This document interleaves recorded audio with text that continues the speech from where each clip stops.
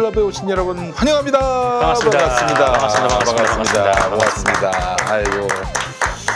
자, 오늘 착한 족발로 시작하겠습니다. 네. 착한 족발. 아, 착한 족발. 이 착한 족발이 보통 족발이 아닙니다. 정말 좋은 족발로 여러분들께 봉사하게 됐어요. 네. 예. 자, 김용민닷컴에서 구매율이 가장 높습니다. 예, 그래서 저희는 이제 아, 지금 보쌈을 제쳤습니까? 그렇습니다. 그래서 저희가 이참에 족발 라이트 클럽으로 바꾸자. 이런 생각까지 들 정도로 네. 너무너무 많이 팔려가지고. 족발 언론이 아니라 족발 언론을. 그렇습니다. 저희는 족발 언론을, 족발 언론을 족발 언론을 표방하겠습니다. 발음을 좀 족발 약하게. 언론이 아니라. 예. 최근에 구매 후기를 보니까 혹시 몰라서 단품으로 주문했는데 세트로 재구매했습니다. 이제 믿고 주문합니다. 앞으로 이 맛 변하지 않길 바랍니다. 네. 와, 그래요. 반신반의하면서 주문했는데 와, 냉동 족발이 아니라 웬만한 족발집에서 시켜 먹어도 이 맛 안 나올 겁니다. 그 집에만 보냈는데. 아니, 농담입니다. 모든 구매자들에게 동일한 맛으로 배달이 됩니다. 네. 매운 거 안 매운 거 3개씩 주문했는데 다 먹으면 또 주문할 생각입니다. 감사합니다. 예. 맛이 어떨지 몰라서 오리지널 하나, 매운맛 하나 그렇게 주문했는데 더 주문할 걸 그랬어요. 어제 매운맛만 먹었는데 정말 맛있습니다. 같이 먹은 신랑도 어디서 주문했냐며 너무 맛있다고. 네. 착한 족발은 진짜 맛있습니다. 그렇죠. 네. 예, 그래요. 자, 착한 족발 지금 고객 사은 이벤트. 사은 이벤트. 펼치고 있습니다. 착한 족발 한 팩 200g. 자, 들어주세요. 저기 있어요. 네, 요거 한 팩입니다. 이거. 네. 예. 뭐 매운맛도 저렇게 생겼어요. 네. 예. 5,900원을 5,500원, 400원 싸게. 4달러가 아니라 400원을 싸게 해서 여러분들께 봉사하고 있습니다. 네. 자, 세 팩은 17,700원인데 말이죠. 15,300원에 모시고 2,000원 싸게, 2,400원 싸게. 그 5팩 같은 경우 29,500원인데 23,900원. 아, 이것도 그냥 5,000원 단위로 가는 거예요. 네, 7팩으로 가면은 41,300원에서 31,900원. 아이고야. 만 원. 53,100원에 9팩. 예, 요거는 39,900원에 모시고 있습니다. 이게 어차피 보니까 유통기한이 꽤 길어요. 그러니까 이것도 지금 내년으로 나와 있거든요. 그쵸. 네. 이거 그냥 한 9팩 이렇게 주문하셔가지고 그렇죠. 먹는 게 훨씬 더 저렴하실 것 같습니다. 그리고 저기 뭐야, 하루에 한 끼마다 족발 먹을 거 아닙니까? 그렇습니다. 그렇잖아요. 너무 사다 맛있어가지고. 고기 안 먹고 사나? 자, 그래요. 착한 족발 같은 경우 뼈 없는 슬라이스예요. 그쵸. 네네. 네. 이게 사실은 우리가 저 족발 먹을 때 가장 실망하는 게 큰 거 집어서 입에 물어 뜯었는데 바로 그 뼈에 네. 이빨이 닿아가지고. 그 족발에 있어서 가장 허무할 때가 네. 위에는 살코기가 좀 있어요. 네. 먹거나 몇 점 먹고 나면 네. 밑에는 이따만한 뼈다귀만 그냥 정말 개의 심정을 이해합니다. 그렇습니다. 아니면 특히나 이제 족발 같은 경우에는 이게 그러니까 뭐랄까 깨끗하게 안 뜯어져요. 맞아요. 그렇지. 막 이렇게 긁어 먹어야 되는 좀 네. 그런 그래도 건데. 손에 또 묻고 그러는데 자, 요걸로 살점만 먹을 수 있는 이거 놀라운 혜택이 착한 족발에서 구현됩니다. 네, 그렇습니다. 지금 대한민국에서 가장 착한 족발을 김용민닷컴에서 압도적 최저가에 만나보시기 바라겠습니다. 자, 다 됐어요. 이제 먹읍시다. 네. 아유, 세상에. 응? 아니 매운 족발이 양념 족발이 이게 음. 냄새가 너무 좋아가지고. 네.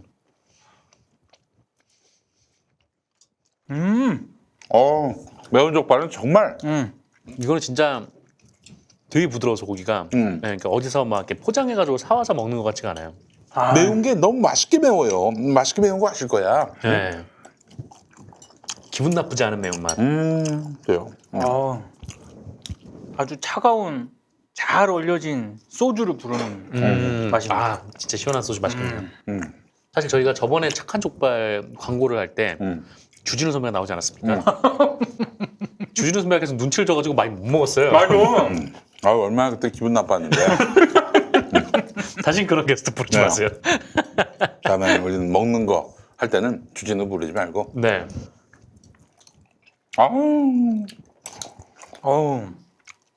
살코기가 이거 예술이다. 냉채 네. 바로 냉채도 준비했어요. 아, 이렇게 냉채로도 먹을 수가 있군요. 족발을. 그렇죠. 이 야채 상태가 매우 안 좋습니다. 맛있다. 야채 겨자 소스랑 이렇게 먹으니까 죄책감이 덜 들어요. 야, 시원하죠. 야채만 먹으니까. 얘는 불, 얘는 냉. 역시 착한 족발입니다. 네. 맛있습니다. 자, 관훈 라이트 클럽, 자 민동기 기자의 비평부터 한번 들어보겠습니다. 어떤 이야기 준비하셨어요? 뭐 이 얘기를 오늘 안 할 수가 없지 안 할 수가 않겠습니까? 없어요. 안 할 수가 없어요. 제가 봤을 때 오늘 저 못하고 끝납니다. 동기 선배 주제 나오면. 스브스. 네. 스브스가 너무 많습니다. 예. 일단 김성준 SBS 전 앵커 얘기부터 해야 될 것 같은데요. 이 양반이 말이죠. 뭐 제가 가까이서도 많이 뵀지만은 아주 그 신사적 풍모, 단 한 번도 뭐 그 사건에 연루됐을 것이다라고 상상조차 못했어요. 사실 저도 그랬어요. 아니 굉장히 또 실제로 젠틀한 분이에요. 음, 네, 실제로 젠틀한 분이고 음, 뭐 정상근 선수도 SBS 오늘 뭐 가서 분위기 대충 느꼈겠지만 네. 기자들도 굉장히 지금 기자가 뭐야 라디오 센터도 뭐 완전히 전부. 뭐 멘붕 분위기들만 보니까. 예, 거의 뭐 정신없게 돌아가고 있었습니다. 네. 아무튼 이 지하철역에서 그 불법 촬영을 한 혐의로 지금 SBS에 사직서를 제출했고 또 사직서가 수리가 됐습니다. 저는 그리고 이거는 이해가 안 가요. 또 아울러 프로그램이 폐지가 통째로 됐죠. 없어졌어요. 네. 예. 아예 통째로 지금 날라갔어요. 일단 이 지금까지의 상황만 놓고 봤을 때 SBS 그러니까 저는 김성준 전 앵커의 호불호와 이런 걸 떠나서 이 사안이 가지고 있는 이게 범죄잖아요. 이런 범죄가 발생을 했을 때 당사자가 사직서를 내고 해당 언론사가 그 사직서를 수리하고 그리고 오늘 같은 경우에는 조금 더 예전과는 다른 방식으로 이제 결정이 났죠. 프로그램이 그냥 날아가는 이런 방식으로 가는 게 저는 좀 온당하지 않다고 봅니다. 어떻게 가야 됩니까? 일단 첫 번째는 사직서를 수리하면 안 됩니다. 사직서를 수리하지 않고 네, 인사위원회를 개최를 해서요. 네.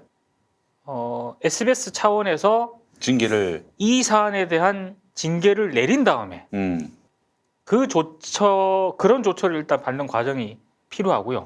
저도 동의하는 게 그 SBS 보도 지금까지 보도를 쭉 보면은 특히 이 불법 촬영물 영상 관련해서는 뭐 다른 언론들도 다 마찬가지지만 네. 좀 형량을 좀 높여야 된다 뭐 맞아요. 이런 비판을 굉장히 많이 했어요. 그렇죠. 근데 예. 이렇게 사표로 수리하고 끝낼 거는 아니라고 생각합니다. 그러니까 일반인이 이렇게 해서도 이게 범죄인데 음, 지상파 방송사의 메인 앵커를 굉장히 오랫동안 했고 그리고 굉장히 신뢰를 많이 줬었고 이런 분이 이제 이런 일에 어찌됐든 지금 연루가 된 거 아니겠습니까? 네. 그러면 거기에 합당한 지상파 방송사로서의 조처가 있어야 된다라고 보는데 제가 오늘 받은 느낌은 SBS는 물론 SBS 입장에서는 이게 뭐 책임 있는 조처라고 할지 모르겠습니다만 파문을 어떻게든 빨리 좀 진화시키려는 이런 어떤 결정으로 가는 게 아닌가.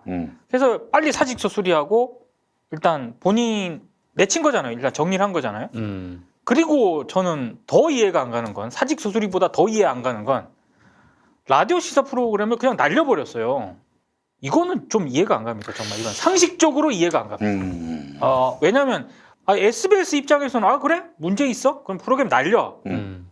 마치 박근혜가 세월호 참사 났을 때 해경 없애 이런 것처럼 굉장히 손쉬운 방법이에요. 근데 지금 이 시사전망대라는 프로그램에 딸려 있는 생업과 연결돼 있는 비정규직 노동자들이 많습니다. 작가님들이 대표적이죠. 저 메인 작가도 제가 잘 아는 사람이고, 네. 저 임민 씨라고 그 사람은 정말 대단한 사람입니다. 어떻게 대단하냐면은 사실 시사전망대 이 프로그램이 원래는 아침에 있었어요. 6시 때 맞아요. 시작했어. 네, 근데 박진원 시사전망대. 이분은 뭐 아침에 있으면 새벽 5시에 나오고 새벽 5시가 뭐예요? 그 일찍도 더 일찍 나왔지. 6시 방송 시작이니까. 책임감 프로그램 예정 이런 게 이게 그분을 제가 알게 된 게 그게 십수년 전이었어요. 그러니까 이제 2000년대에 이제 일을 시작했는데 그 내내 새벽에 나왔던 거야, 이 양반이. 야. 정말 여기 SBS에 시사전망대를 만들었네. 저기 산 증인이자 뭐 하여튼 이 프로그램에 하여튼 거의 전생애를 걸었던 분인데 아니 이 사건으로 프로가 없어졌어. 일자리가 이루어졌어. 이거 어디 가서 하소연도 못하고 말이죠. 그렇죠. PD들은 뭐 예능도 하다가 뭐 시사도 하다가 뭐 이렇게 라디오에서 순환 돌면 되는 건데 그렇지. 이 작가분들은 좀 PD 그 예능하고 좀 시사가 좀 나눠져 있는 편이에요. 그래서 이게 만약에 그 자리에 연애 프로그램이 들어간다고 하면 그 작가들은 그대로 승계가 되기 좀 어려운 예, 그렇죠. 그런 상황이 있는 거죠. 네.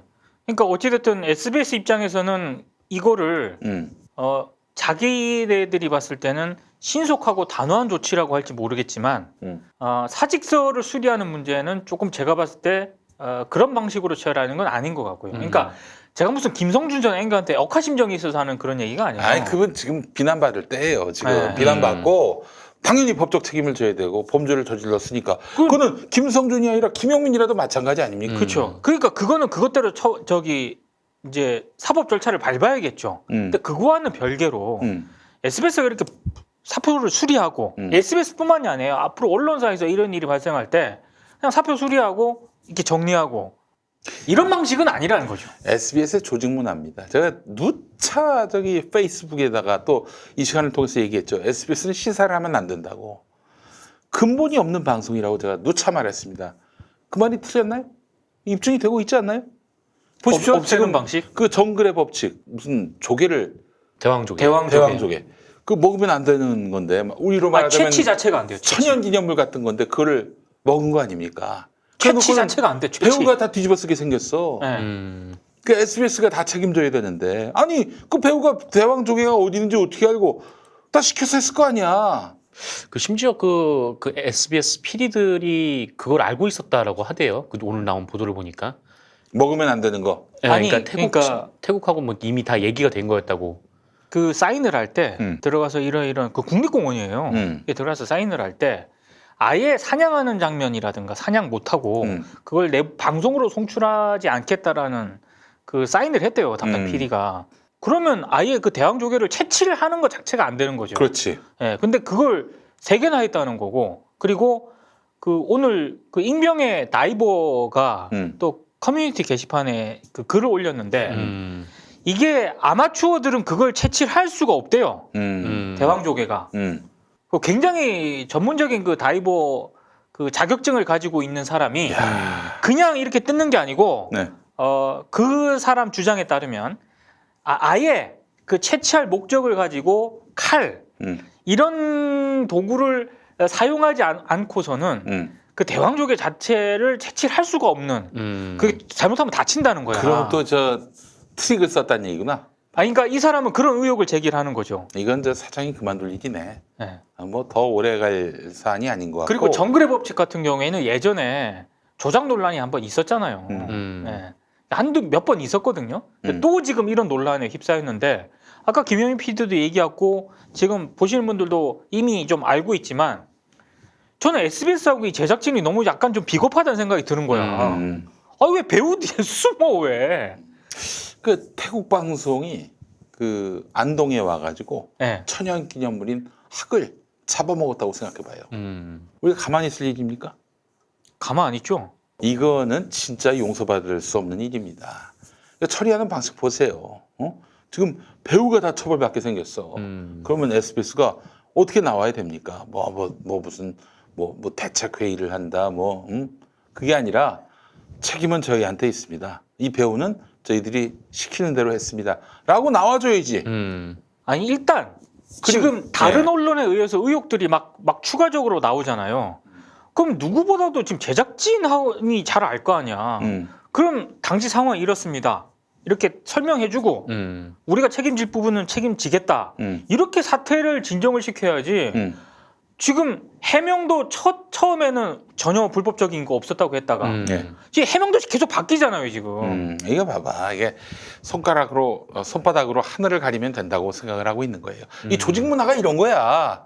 그러니까 지금 뭔가 논란이 불거졌어? 조기에 완전히 손절을 해버려가지고 아무 일도 아닌 것처럼 만들려고 하는 거지. 이게 바로 SBS의 조직 문화라는 거니까 우리가 그걸 분명히 인식을 해야 된다는 얘기입니다. 여기 건설사 마인드라는 생각은 안 드십니까? 건설사 마인드. 조직 문화예요, 이게. 조직 문화. 사고 나면은 없던 일처럼 막 뭐 조작하고 덮어버리고. 저는 이번 SBS에서 프로그램 페이지가 더 충격이었는데 아 진짜 그 여러분 생각해 충격이었죠. 보십시오. 그 시선 집중, 그 세계는 그리고 우리는 MBC 라디오 여기 진행자가 뭐 사고를 쳤어요. 뭐 사내든 사회든 그러면 그 프로 없앱니까? 보통 그런 일은 없죠. 그러니까 뭐 말씀하셨듯이 이게 시사전망대를 없앤 거는 그 SBS에서 김성준의 그 느낌이 느껴지는 걸 모두 다 그냥 싹 지워버리겠다라는 그런 거예요. 그러니까 네. 이 시사 전망대는요 SBS의 역사와 함께했습니다. SBS가 사실은 TV보다도 라디오가 먼저 생겼어요. 네. 그렇죠. 1990년 3월 21일인가 아마 그럴 거예요. 내가 그걸 왜 기억하느냐? 내가 그때 고등학교 1학년이었는데 라디오 매니아였습니다. 그때 AM으로 나왔거든요. 아 그렇죠. 그때 이제 아침에 그 김종찬 씨라고 시사평론가 아 지금 뭐 하시는 분인지 지금 뭐 하시는지 모르겠지만은 그 양반이 SBS의 라디오 개국과 함께 김종찬의 서울 전망대라고 서울 전망대. 서울 전망대였어요. 서울 방송이었으니까. 네. 그러다 나중에는 이제 뭐 SBS 전망대로 바뀌었죠. 네. 90년대 말일 거예요. 그리고 이제 저 박진호 네. 기자가 네. 맡으면서 시사 전망대로 바뀌었고. 그러니까 보세요. 이 방송이 그 SBS 개국과 함께 지금까지 온 거 아니야. 무수히 많은 진행자들이 있었어. 근데 진행자가 없어서 프로를 없애나? 아니 그러진 않죠. 봐봐. 정상근 기자 얘기한 대로 이게 김성준의 흔적을 다 지우기 위해서 논란이 되고 단독 그 사람 알고 보니 김성준 하니까 거의 빛의 속도로 SBS 홈페이지가 싹 바뀌었어요. 김성준의 시사전망대에서 김성준 얼굴 뭐 캐리커처 사진 다 지워지고 그냥 시사전망대 떨렁 이거 하나. 김성준을 지워버린 거지. 은폐 은닉의 달인입니다. SBS는. 네. 제가 그 SBS를 그만둬 봤지 않습니까? 그만둬 본 과정 속에서 아, 이 사람들은 정말 시사를 하면 안 되는구나 라고 생각이 들었는데 그러니까 제가 처음에 이제 정치쇼 진행을 맡을 때 원래 그때 이제 뉴스 브리핑이라고 새벽에 하는 방송 아 그렇죠. 그거 했었죠. 네. 하고 있는 와중이었는데 갑자기 정봉주 의원이 서울시장 출마를 하겠다고 해서 그만뒀습니다. 그만둘 상황이었어요. 그래서 나보고 이제 얘기하기를 정봉주가 어차피 서울시장 나가봐야 안 될 건데 뭐 돌아올 때까지만 한번 맡아주고 뭐 그런데 뭐 그런 대로 청취율이 잘 나오면은 뭐 계속 갈 수도 있고 뭐 이런 식인 거야. 아하. 뭐 처운이 없더라고. 그래서 아, 이 사람이 지금 나를 갖고 장난을 치나 아무리 내가 우습게 보여도 그런 얘기를 하지. 그래서 나는 저기 신학교 핑계 댔지. 신학교가 아침 11시 반에는 수요일하고 화요일에 예배가 있어요. 예배 빠지면 졸업 못 해. 나 그 수요일하고 화요일에 예배를 봐야 되기 때문에 못 한다. 그랬지. 근데 이제 정봉주가 나가게 되고 정말 답이 없으니까 하여간 내가 좀 타협을 봐가지고 내가 진행을 맡게 되고 한 학기 휴학을 했어요. 다음 학기에는 내가 좀 다른 방법으로 해서 예배를 패스하도록 이렇게 학교 측하고 논의를 했고 또 저 일도 있었다. 나한테 진행을 맡길 때 여성 MC인데 김은국 씨하고 같이 진행했던 분인데 이름을 까먹었네. 그 사람하고 더블 MC를 하라는 거예요, 나보고. 시사를요? 시사 프로인데 그러니까 그분은 그분이 뭐 시사를 뭐 잘 모른다고 내가 그분은 뭐 비하하거나 혹은 뭐 그런 게 아니라 그 과가 달라. 그분은 이제 주로 연예 뭐 혹은 뭐 그 이런 쪽으로 특화된 분인데 그러니까 김용민한테 떨렁 맡기기에는 좀 뭔가 모자란다고 판단을 했던 것 같아. 그래서 둘이 같이 해보라고. 그거 난 못한다. 그분께 아예 시사 프로를 하게 하든지 나 안 한다 그랬거든. 뭐 단독으로 맡기는 걸로 해가지고 타협을 봐서 제가 방송을 했어요. 근데 이제 쭉 보니까 이게 뭐냐면은 프로그램, 특히 시사 프로그램에 있어서 어떻게 프로그램을 만들어야 할지, 진행자를 누구로 할 것인지 이런 거에 대한 관념이나 개념 이런 것들이 없어 이분들 기본적으로. 그러니까 이제 이거 보면서 아 이게 참 내가 이런 데서 방송을 했구나 하는 좀 자괴감 같은 것도 느꼈고 아니나 다를까 이번에 김성준 씨를 이렇게 내려앉히면서 프로 자체를 없앤 걸 보면은 아 이 아무런 뭐 구상이나 기획이나 그 그림을 그릴 능력조차 없구나 이런 생각을 하죠. 저는 사실 그 좀 이해가 안 가는 대목이 음. 없애야 되는 프로그램은 정글의 법칙이라고 저는 보거든요. 이미 조작 논란부터 그러니까 여러 논란이 있었잖아요. 그리고 사실은 저도 그 프로그램을 보면서 좀 이해가 안 갔던 게 뭘 보여주고자 하는 건지도 잘 모르겠고 정글에서 뭐 생존한다는 그런 컨셉 하에 좀 정말 좀 냉정하게 보면은 세계 각 각지의 자연 환경을 막 거기 가서 막 구워 먹고 물고기 잡아 먹고 뭐 모닥불 피우고 뭐 하여튼 그러는 거잖아. 저걸 저렇게까지 할 필요가 있나라는 생각이 들거든요. 시청률만 되면은 네. 다 하는 거예요. 그 동네는. 그러니까 그 김용민이가 뭐 대단하다고 데려왔겠어. 그 낙검수 뭐 어떤 뭐 이런 인상도 있고 또 뭐 인기의 이력도 있고 하니까 그 정봉주를 대신해서 할 만한 사람은 나밖에 없다라고 판단을 했던 것 같아. 날 데려온 게 무슨 김용민의 진행 실력이나 혹은 뭐 철학이나 뭐 시사에 대한 관점 그거겠어? 청취율이야 청취율. 다행히 제가 청취율은 아주 상당히 많이 높여놨고 아마 SBS 라디오 시사 프로그램 사상 최고점을 찍었을걸? 2.6까지 찍었으니까. 그러니까 이런 SBS의 이런 상황을 보면서 이 사람들은 시청률, 결국 광고 여기가 가장 우선된 가치구나. 그런 생각도 들었고 김어준 데리고 온 게 뭐야? 뭐 딴 게 있겠어요? 그렇죠. 시청률이었지. 시청률. 그러니까 그 시사 전망대를 단칼에 없애는 걸 보면서 어찌됐든 굉장히 부정적인 이미지를 걸러내려고 하는구나. 그리고 솔직히 그 시사 프로는 나름 내가 봤을 때는 그 SBS 라디오에서 가지는 상징성이 있다고 봤거든요. 네. 근데 냉정하게 봤을 때 거긴 광고하고는 또 별 그게 없어요. 시사 프로는. 아니, 청취율이 워낙 낮은 것도 있고 네. 그러니까 기본적으로 SBS에서 시사는 그냥 우리는 뉴스도 하고 시사도 합니다. 이런 어떤 거칠해? 뭐 이런 정도. 폼? 그 왜 매대에 뭐 물건을 많이 올려놓으면 꽤 있어 보이잖아요. 네. 상품 좋은 것들 많이 들어온 것처럼.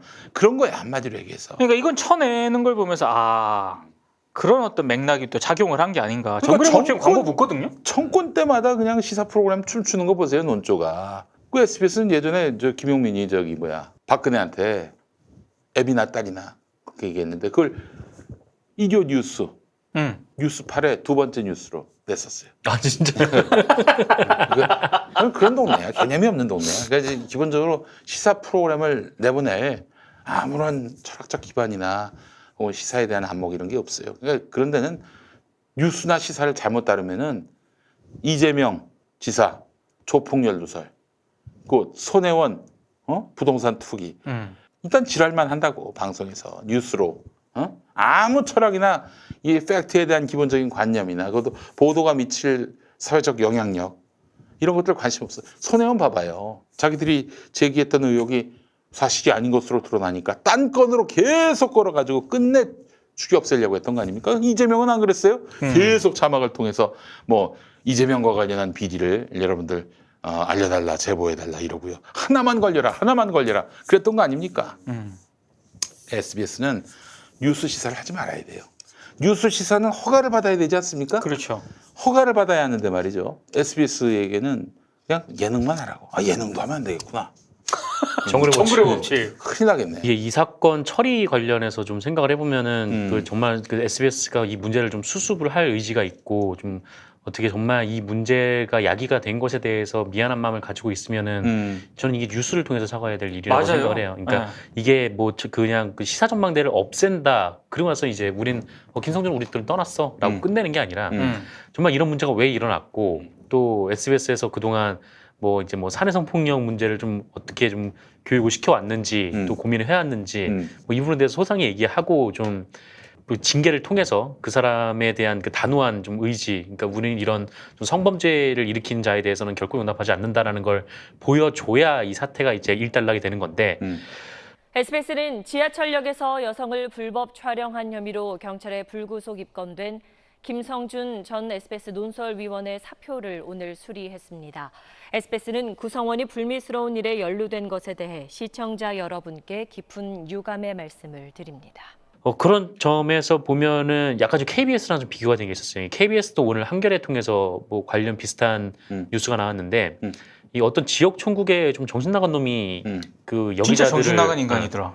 여기자들을 접대를 받고 있는 룸사롱에 불러가지고 막 미친 새끼 아니야? 그런 일이 있는 거예요. 그리고 또 뭐 다른 남자들하고 막 술을 먹고 있다가 그 여자 후배한테 전화해서 급한 취재가 있으니까 당장 일로 와라. 그래가지고 오면은 그게 왔다가 또 지들끼리 내기하고 막 그런 일도 있었고 하여튼 별의별 일이 있었는데 이거 관련해서는 KBS가 그 진정을 받고 물론 그 진정을 내기까지 굉장히 이분들이 고초를 좀 많이 겪으셨더라고요, 피해자분들이. 네.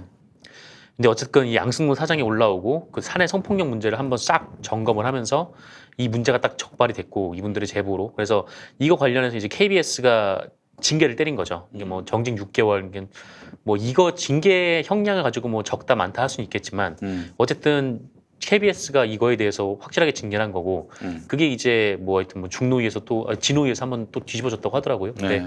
어쨌든 뭐 그게 이제 딱 풀리는데 어쨌든 KBS는 이런 일이 딱 발생을 했을 때 아 우리는 이 원칙대로 정확하게 징계를 한다라는 얘기를 함으로써 이 KBS 내부에 있는 또 다른 피해자들한테 힘을 줄 수가 있는 거고 그런 거거든요. 근데 이렇게 그냥 그 SBS 같은 경우는 김성준이 그런 일을 저질렀고 사표를 낸다고 해서 그냥 그대로 받아서 그냥 끝내버리면 김성준 씨가 그 윤세영 회장 친한 걸로 알고 있는데 맞아요? 친했다기보다는 아니 SBS 8시 뉴스 앵커를 아무나 할 수 있는 게 아니에요. 그렇죠. 그 사주가 동의하지 않으면 할 수가 없습니다.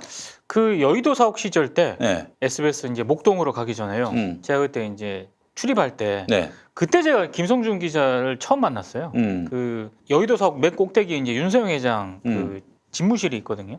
거기 이제 비서팀이 있잖아요. 예. 뭐 보도국이나 이런 데서 이제 차출을 하거든요.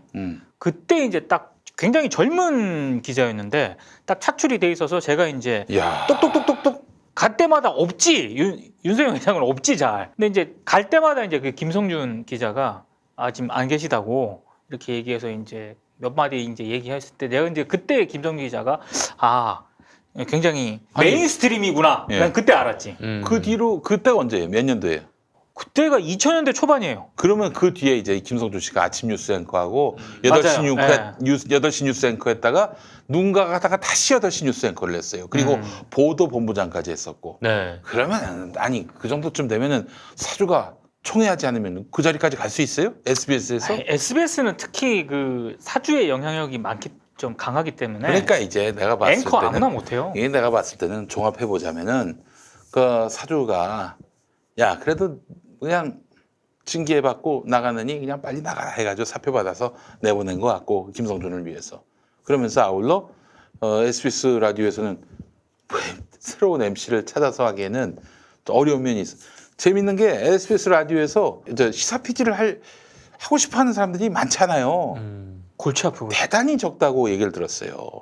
그래가지고 골치 아픈 거야 누구 보고 야 너 이거 PD 맡아라 뭐 야 너 누구 뭐 진행 맡아라 이러기에는 그때마다 곡절이 있었다니까. 그래서 지금 김성준 시사전망대 PD가 아마도 지금 라디오 본부에 오래 있었던 PD가 아닌 걸로 알고 있어요. 근데 외부에서 데리고 온 사람이라고 외부인지 하여튼 뭐 라디오국에 잔뼈가 굵은 통상태 시사 프로그램은 거의 부장급, 국장급들이 맞지 않습니까? 그렇죠. 그 정찬영 사장이 옛날에 MBC의 그 김미화 세계는 네. 그리고 우리는 맡았듯이 네. 총체적인 문제 때문에 이참에 그냥 없애버리자 골치 아픈데 아마 그래서 없애고 뭐 8월에 다시 뭐 또 새로 프로 만든다고 그러는데 어디 연예인 데려다가 또 뭐 그냥 입하고 털기하는 방송 만들 거예요. 근데 저는 네. 개인적으로 뭐 그때 당시 사건 피해자도 있고 이래서 제가 특정은 안 하겠는데 발생을 했어요. 네. 제가 부장으로 있을 때요. 네. 그 해가지고 그때도 이 비슷하게 처리를 했어요. 사직서 그냥 받고 이렇게 처리를 했어요. 그래서 이제 그 과정에서 뭐 취재하는 과정에서 그 SBS 관계자들이 보인 그것 때문에 내가 전화 걸어가지고 그 SBS 관계자들한테 항의까지 했었는데 사직 수리했으면 됐지 뭐 이렇게 그러면서 굉장히 좀 문제시될 만한 발언들도 많이 했거든요. 내가 그때 이게 SBS 문화인가? 뭐 그때는 단정은 안 했는데 그때가 2013년이에요. 시간이 지났지만 SBS가 이런 문제가 발생했을 때 문제를 처리하는 방식은 그때나 지금이나 달라진 게 없다는 거죠.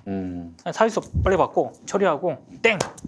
그러니까 앞으로 이런 문제가 발생 안 한다는 보장이 없지 않습니까? 그럴 때 뭔가 SBS 차원에서 강력한 징계가 이번 계기로 그런 게 확립이 되지 않으면은 또 계속 이런 식으로 패턴이 반복될 거라고요.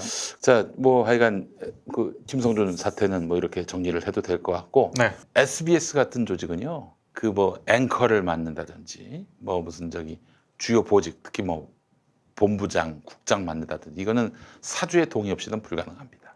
사주가 동의해야만 돼요. 심지어는 그 방송의 게스트 역시 이게 사주에게 동의가 된다 그러면 또 논란이 있어도 계속 출연을 시키는 거예요. 그러니까 저 같은 경우에는 이재명 지사에 대해서 아주 뭐 방송에서 대놓고 사륙을 하는데 완전한 허위 사실 가짜 뉴스 책임 못 질 의혹 제기로 해가지고 사람을 죽이는 일, 이 자리를 제작진이 펼쳤다?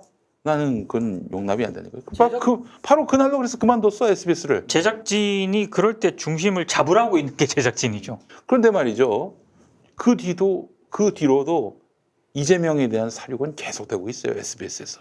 이거는 이건 SBS에 의중이 담겨 있는 이런 한 사람에 대한 사륙이구나 이 생각을 지울 길이 없었어요. 제가 그만두고 나서 한 수요일에 그만뒀는데 목금 이틀 지나면서 연락이 왔어. 토요일쯤 연락이 왔을 거야. 그 CP로부터 계속 그만둘 마음이 있는가. 오늘 중으로 자기가 결정을 내려야 된다. 그래서 그만두고 하고 나간 거 아니에요? 그래서 수요일 날 나 그만둔다고 얘기했습니다. 간 보고 있다고 생각했나? 간 보고 있다고 생각을 한 거 더 열받는 거지. 내가 그래서 나 수요일 날 그만뒀어요. 충분히 얘기했을 텐데요. 이렇게 얘기를 했지. 그랬더니 그 얘기가 끝나자마자 김용민의 정치쇼가 갑자기 SBS 정치쇼로 홈페이지부터 싹 바뀌는 거야. 통상 제가 청취율 2.6까지 찍은 거는 SBS 역사의 기념비적인 일이거든. 러브 FM에서는. 사건이지. 네. 그런데 그에도 불구하고 이렇게 쉽게 날린다는 걸 보면은 이재명에 관해서는 이건 양보할 수 없다. 죽이는데 동의하지 않으면은 뭐 2.6을 찍건 뭐 무슨 3.6을 찍건 다 내쫓는다. 요 기조를 내가 거기서 읽었어요. 그러니까 이놈들이 그래서 시사 정치를 하면 안 돼. SBS가 제기했던 그 이재명 지사의 조폭 연루설 다 하나도 입증된 게 없어요. 다. 기소가 안 되잖아. 아니 기소가 뭐야? 경찰 단계에서도 킬됐어요. 킬됐어, 킬. 기소 의견대로 송치되지도 않았어. 이렇게 허술하고 어처구니 없는 기사를 내보내놓고 사과도 안 해. 그래놓고 계속 자막으로 성남에서 무슨 뭐 부조리한 일들이 있으면 제보해달라.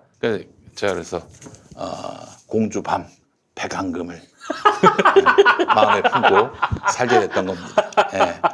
SBS는 시사 정치를 하지 말아야 돼요. 큰일 납니다. 그거 아주 개념도 없는 사람들이고 그 결국 태영의 그 소유주 그 건설 자본의 그 입맛에 맞는 그런 방송만 하겠다는 건데 이런 자들은 결국에는 이 땅의 그 부동산 값이 폭등하고 그렇게 해서 건설 자본이 떼돈 버는 이 구도에 결국에는 도구로 활용될 가능성이 높다고 보기 때문에 저는 이건 SBS는 이참에 그 시사 보도는 죄송합니다. 생각해보니까 거기 출연을 하시네요 보니까. 죄송합니다. 멍한 상태로 있었습니다. 어쩐지 제가 머릿속으로 얘기를 했는데 기억났어요. 제가 얘기를 했는데 이 단어가 귀 밖으로 나가시더라고. 귀 밖으로 나가시더라고. 알겠습니다. 자, 민 국장님 또 다음 소식. 또 많은 분들이 좀 알고 계실 그런 사안이긴 한데 페이스북에서 요 며칠 사이에 전 중앙일보 기자가 쓴 장문의 글이 그래요. 이진주 기자. 굉장히 그 화제가 됐습니다. 많은 분들이 아실 거예요. 그러니까 간단하게 한마디로 요약을 하면 노무현 전 대통령의 아들이 노건호 씨 그 관련된 보도, 중앙일보 보도, 집, 자동차, 미국에서 호화 생활하고 뭐 1억이 넘는 거를 뭐 끌고 다니고 뭐 이런 식의 보도를 중앙일보가 쏟아냈거든요. 그거 비싸지 않은 거 알았다. 그러니까 자기가 보도한 걸 지금 부정을 한 거예요. 그리고 그 용산 참사와 관련해서 용산 유가족들이 위로금을 받기로 했다.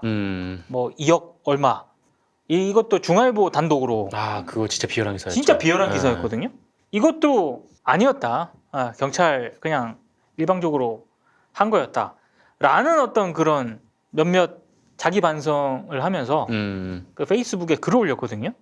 저도 이제 장문에 누군가가 또 메일로 관훈 라이트클럽 애청자분인데 이런 글이 있다고 또 보내주시기도 했고 그 전에 이제 그 페이스북 글을 봤거든요. 저는 좀 자기 반성이라고는 생각이 안 들었고요, 일단. 그리고 중앙일보 기자들도 오늘 미디어오늘 기사 보니까 중앙일보 기자들 중앙일보 쪽에서는 되게 황당하다. 그런 적이 없대요? 아니 그런 적이 없는 게 아니라 중앙일보 기자들은 그러니까 나는 이 이진주 전 기자도 좀 아닌 것 같고요.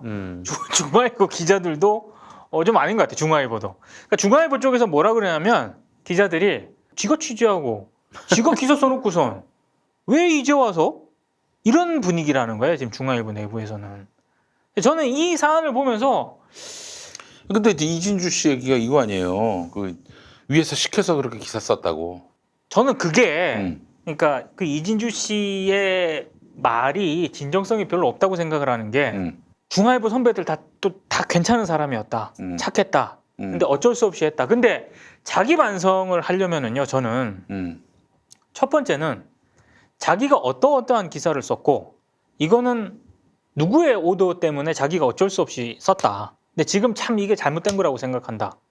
그리고 정말로 본인이 그 반성하는 미안한 마음이 들면은요, 페이스북에서 글 쓰지 말고 지금 용산 참사 유가족들은 아직까지도 진상규명하면서 경찰청 앞에서 기자회견하고 있어요. 진상규명하라고.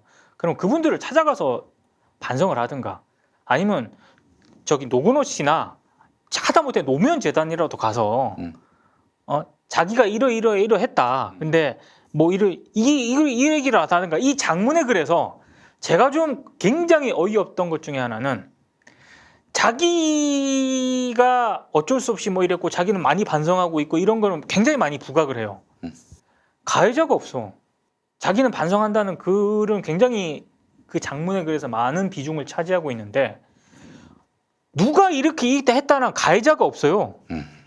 중앙일보 누가 이랬다는 정도는 해야 될 거 아니야. 그때 간부들이었다. 혹은 뭐 근데 중앙일보 선배들도 훌륭한 선배들이었대. 또 그 글에는. 그러니까 책임질 수 있는 그런 어떤 그런 상황에 대해서는 묘하게 모호하게 처리를 하고 자기가 반성하고 있다는 그런 부분에 대해서는 굉장히 길게 설명을 합니다. 그리고 나는 가장 좀 충격적인 게 자기 어머니가 그 성폭행 피해 뭐 그 부분은 왜 언급을 하는 거야? 나는. 거기서 왜 나와 그게? 나는 그거 자기 어머니한테 동의 받았는지 잘 모르겠어요. 제가 봤을 때는 뭔가 이제 뭐 미안한 마음에 사과글을 썼는데 겁이 났던 거 아닌가? 그렇지. 좀 그런 생각이 장치를 들어요. 많이 네. 만들어 놓은 거 보니까 악플 달지 말아주세요. 뭐 이런 거 같아 느낌에. 뭐 본인이 이제 뭐 썼던 글의 뭐 어떤 그 무게감은 뭐 어느 정도 알겠는데 그럼에도 불구하고 자기가 받게 되는 비난에 대해서 좀 겁이 많이 났던 것 같고 이 글을 쭉 보면서 근데 이 보면은 그런 글들이 있어요. 이렇게 이 사람이 썼던 글 중에 그 노건호 씨 취재를 하면서 뭐 이제 그 알았다는 거잖아요. 그 집이 비싼 집이 아니고 차도 비싼 차가 아니고 뭐 그게 다 알고 그게 대단한 게 아니라는 건 뭐 본인도 알고 데스크들도 모두 알았다라는 말이 있고 여기 보면은 제가 쓴 것들과 제가 쓰지 않은 것들로 세상에 모르는 비난을 들었다라는 말이 있어요. 어떤 그 과정을 거쳤는지 여기서 이제 쫙 보이는 것 같아요. 통상 이제 기사를 썼는데 네. 그 데스크가 가피를 했다든지 네. 이런 걸로 해가지고 예를 들면은 노건호 씨의 이중성을 더 이제 확대를 했다든지 이중성이란 게 없는데 말하자면은 가식이 있었다 이렇게 해가지고 노건호 씨를 비방모략한 거죠. 그 하여튼 그런데 우선은 그 이진주 씨의 진정성을 다 떠나서 이진주 씨 주장에 따르면 이거는 간부들이 한마디로 노건호의 이중성을 강화시키는 방향으로 기사를 쓰라 이렇게 지시를 했던 것이고 중앙일보가 조직적으로 여론 조작을 했던 거죠. 이거에 아니 근데 씨발 그 저기 신문사가 문 닫아야지 이 씨발 새끼들이 어디서 그것도 전 좀 이해가 안 가는 부분이 있어요.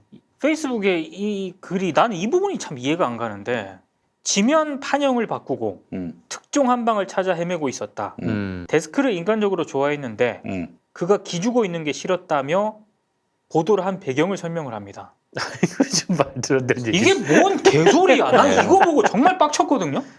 데스크가 기죽어 있는 걸 보고 자기가 왜곡 보도를 허위 보도를 하기로 결심을 했다는 거야? 이건 말이 안 되는 거 아니에요? 그러니까 이게 사과문은요 자기가 뭘 잘못했는지를 분명히 밝히고 그리고 깔끔하게 사죄하고 군더더기 붙이지 말고 있는 사실 그대로 얘기하면서 잘못한 거에 대해서 솔직히 사과를 하고 그리고 제 말이 그 말이에요. 이 가장 좋은 이런 식의 사과문의 전형이 셜록 이명성 기자가 쓴 거. 네. 채널 A에서 어떤 일이 있었고 어떤 그렇죠. 지시를 들었고 어떻게 기사를 썼고 네. 그렇게만 딱 하면 되지 너무 이렇게 군더더기가 너무 많으니까 거기에 더해서 저것도 있어야죠. 지금은 어떻게든 속죄하기 위해서 자기가 희생을 하면서 새 삶을 사는 모습을 보여줘야지. 이 사람은 지금 희생도 없이 그냥 그러니까요. 말로만. 그 자기가 나중에 이게 들통이 날 것 같으니까 창피해가지고 미리 그냥 이렇게 얘기함으로써 바람을 빼겠다. 자기의 어떤 그 주홍 같은 죄, 이 풍선처럼 부풀어 오른 이 죄를 한 바람을 빼보겠다 이런 것 같은데 이거는 반성을 한 게 아니에요. 만약에 본인의 그 글의 진정성을 가지려면 나에게 부당한 지시를 했던 그 간부들 있잖아. 이니셜이라도 딱딱 하면서 나한테 왜 그랬냐고. 그렇게라도 쓰겠다 진짜. 그게 겁이 나니까 뭐 좋은 사람들이었다. 다 좋은 사람들이었대. 그 가해자가 걱정 없어 그린 거 아니에요? 가해자가. 그러니까 이제 사실은 말이죠. 범죄에 그 가담하고 네. 혹은 뭐 범죄에 동참한 사람들 보면은 이게 순하고 착한 사람들이에요. 이진주 씨는 기본적으로 순하고 착한 사람이라고 봐요. 단지 이제 노건호 씨 이제 뭐 취재할 때는 그 중앙일보라는 조직 테두리 안에서 자기가 이렇게 말하자면 그 조직 안에서 보호를 받으니까 그 나쁜 짓을 할 수 있었는데 마찬가지예요. 나치 때도 그렇게 유대인들 시신에서 머리털 뽑아내고 맞아요. 피부 갈라낸 사람들이 착한 사람들이에요. 정말 착한 사람. 악의 평범성. 그렇지. 한나 아렌트가 말한 바로 그런 거예요. 아마 이 사람도 그런 것 같아 느낌에. 다 좋아 보였겠죠. 거기 안에서 이제 같이 생활하고 있으니까. 네. 그래서 진짜 저는 기자들이 진짜 막 어디 뭐 자기 회사 안에서 이렇게 기자들하고 친하게 지내지 말고 뭐 출입처 가가지고 기자들하고 친하게 지내지 말고 그냥 차라리 다들 그냥 독고다이로 그냥 사람들 만나고 그냥 다녔으면 좋겠어요. 뭐 지들끼리 만나면 좋은 사람이겠지 다. 아니 그리고 그냥 어떻게 알아요? 그냥 뭐 데스크 타고 조직 탓하지 말고 자기 이름으로 나가는 기사잖아요. 그럼 반성을 하고 싶으면은 나는 왜 그때 적극적으로 정하지 못했나? 이거 내 책임이다. 이렇게 갔었어야지. 그러니까 이명선 사과를 얘기했는데 맞아요. 이명선 씨는 어떻게 했어요? 그 채널A 그만두고 나서 지금 셜록이라는 탐사보도 그거 얼마나 열심히 그래서 합니까? 조그만 회사 들어가가지고 그 고생하면서 그 나름대로 진실을 추구하기 위해 저널리즘을 추구하기 위해 새 삶을 살고 있잖아요. 네. 그런, 제가 그런 진정성을 보여주지도 않으면서 이분이 페이스북을 올리고 나서 제가 검색을 해봤고 구글링을 좀 했어요. 근데 어떤 지금 참회의 길을 걷고 있는지 어떤 반성을 하고 있는지 안 보여. 참회는 관조 참회입니다. 와우. 야, 아니 오기 전에 관조 참회 뭐 관주 참여도 똥 싸가지고. 참회는 관조 참회. 예. 네. 아무튼 응. 지금 중앙일보 쪽에서는 미디어오늘 기사에 따르면 자기가 해놓고서 왜 조직 탓하냐, 우리 탓하냐 이러고 있고. 아니 씨발 그러면은 그럼 이렇게 나와야지. 중앙일보는 아니 기자가 그렇게 보고하고 또 기사를 써서 우리는 그걸 믿고 또 냈는데 이게 그 허위였다고? 그 게다가 데스크가 시켰다고? 그러면 이진주를 상대로 뭐 소송을 걸든가 해야지. 그래서 제가 봤을 때는 둘이 붙어 그냥. 아니면 중앙일보에서 사과드립니다 내야죠. 아니 그러니까 둘이 붙으라고. 기자를 그러니까. 믿고 썼는데 기사가 사실이 아니라고 합니다. 이렇게. 중앙일보가 입장을 내든지 아니면 이진주 씨하고 중앙일보가 정말로 둘이 그냥 진짜 뭐 소송 전을 하든 뭘 하든 알아서 정리를 하시든지 진상 규명을 하시든지. 그래도 저는 좀 이렇게 관대하게 그래도 뭐 이런 점을 고백했다는 점을 높게 삼으로써 다른 사람의 양심 고백도 유도하는. 아니 근데 저는 그래서 저도 이제 처음에는 그렇게 생각을 했거든요. 이렇게 고백을 하는 게 어디냐. 근데 이런 식으로 고백할까봐 그 논두렁식의 보도 이런 거 그렇지. 아직 반성 안 했거든요. 근데 또 이진주 씨 식으로 이 고백을 할까봐 그렇게 하면 안 돼요. 정확하게 자기가 뭘 잘못했는지 그리고 그때 당시 상황에 왜 그거를 자기가 적극적으로 했는지 아니면 거부를 못한 건지 정확하게 반성을 할 거면 그렇게 해야죠. 네? 알겠습니다. 이 두루뭉실하게 이렇게 방송하면 안 돼요. 그 당시 왜 그런 보도가 나왔는지 홍석현 씨의 생각과는 달리 그렇게 중앙일보 편집진들이 제멋대로 그렇게 그런 조작 부분까지. 왜곡을 한 건지. 그래서 뭐 그때 당시에 그 자기 선배들이 다 괜찮은 사람이었으면 홍석현이 시켰던 거예요. 그러면 일단 이진주 씨 그 사과 한번 다시 써오세요. 예, 킬 됐습니다. 다시 쓰세요. 예. 제가 약간 좀 그랬던 게 처음에는 댓글 반응이 진짜 좋았어요. 응원한다 뭐 이런데 근데 나는 너무 그걸 읽으면서 그리고 처음에 댓글 반응을 보면서 나는 좀 고개가 좀 이렇게 됐었거든요. 근데 나중에 이렇게 좀 여론이 많이 바뀌었죠. 예. 제 생각은 페이스북이라고 하는 게 SNS라고 하는 게 자기 이제 친구, 팬 이런 사람들이 주로 처음에 댓글을 올리죠. 좋다고 잘했다고.